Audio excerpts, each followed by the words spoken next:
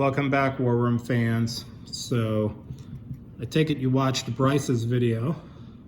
Got to hear his passionate, eloquent, moving dissertation on what he thought was wrong with the combat system. So, before I start talking about combat and force advantage, a little bit more in depth and how I think we can improve it, let's just talk about the concept of the monostack. I've given up on worrying about monostacks. I've come to the conclusion it's something that we kind of fixate on a little bit because of the way the combat system works. And so we're always looking at it from a mathematical standpoint of, well, if this is a monostack and this isn't, well, these guys might have an advantage over these, and you know, and we get hung up in this. But right here, we're just looking at the starting forces in the Med. And looking down here at these forces, like it's off camera, but like there's the British in Egypt. I don't see any monostacks. So when the game starts, everybody has mixed units. Tank, artillery, infantry, obviously in different numbers.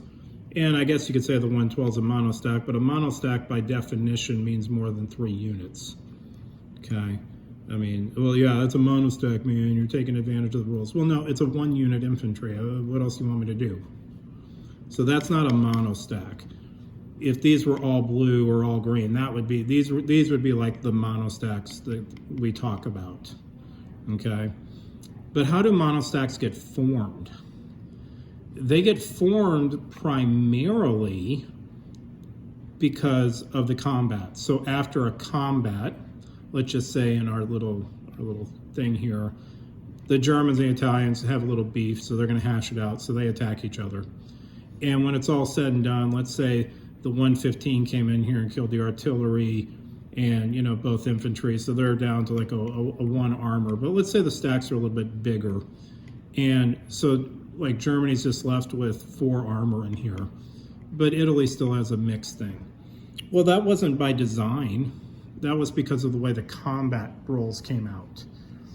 So I think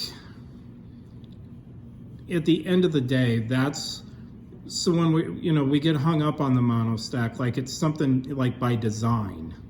It's not by design, meaning, well, I'm going to create stacks where my whole purpose is to monostack. You could, in theory, do that, especially at the beginning, like with Germany up here.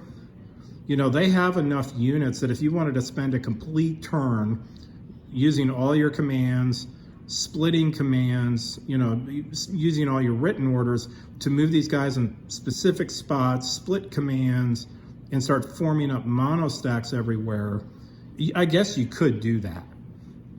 I just don't think that's realistic. And the other thing about a monostack is that a monostack is also by definition 1 command in 1 territory by itself. It doesn't have other commands in it with it that are not of its same color. That's very difficult to do in this game. Even off of production, if you go, well, okay, yeah, you're right. I mean, it's going to be very difficult to form monostacks intentionally, but I'll start through my production schemes, I'll start trying to form up monostacks. Well, I guess you could do that. Certain countries can actually do it very well, like Germany. They have enough factory points. So like in Germany, I only build my artillery in. And let's say that way it's dual purpose. So I got a big monostack of artillery to protect the factories, but also if I wanted to move them out, now I got a big monostack of artillery. And so like Germany could build infantry up here, only build or armor or whatever. Italy, on the other hand, if you want to do like monostacking intentionally with builds, it becomes a lot more difficult with Italy because they only have 1 factory point. And one of the things about the production of the game is, unlike Global 40, you know, the way the resources work in the production, even you go, well, my plan is I'm only going to build artillery for the opening couple turns. Well, first off, forget how much, iron obviously restricts that. But, what are you going to do with the oil? Well, I guess you could trade oil for more iron. But then you start wasting, your OSRs. So the way the production is set up to try to, it's not to force you to make multicolored stacks. That's not its intention. The production system is what it is to give variety in the production schemes and the builds, but also because now we split out our resources. So now resources are important. Okay, so that's one of the big differences between War Room and, let's say, Global 40. Global 40 is just a generic, you get 30 IPCs, do what you want to do. War Room doesn't work that way.